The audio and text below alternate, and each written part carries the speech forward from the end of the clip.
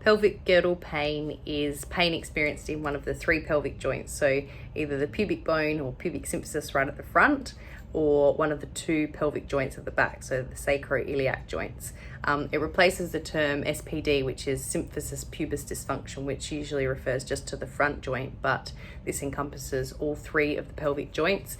It also shouldn't be confused for lower back pain, so a lot of people will describe the feeling of it being sort of down in their lower back, when in fact it's actually coming from the pelvic joints. It's one of the most common types of pain during pregnancy because of the nature of pain coming from the pelvic joints and ligaments that are affected by the pregnancy hormones.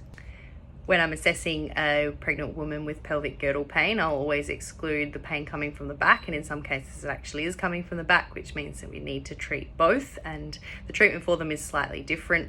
Also have a look at the hip joints and making sure that the pain isn't coming from the hip joints as well.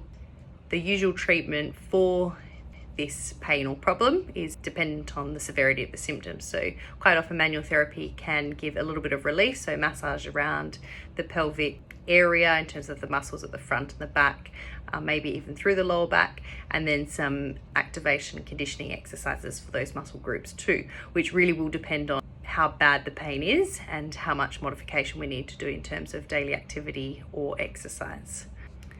Common symptoms women will describe with pelvic girdle pain is any discomfort standing on one leg, so getting dressed in the morning, putting shoes, socks, underwear, pants on. Rolling in bed is another common complaint. Getting into and out of the car, walking up and down stairs, or even just walking in general, as they are all single leg based activities. This doesn't mean that all single leg exercises should be avoided. In the assessment, we'll go through to figure out which ones we can modify to suit, or at least do some muscle activation work to try and make those positions more comfortable, as it is pretty hard to avoid rolling in bed, particularly during pregnancy.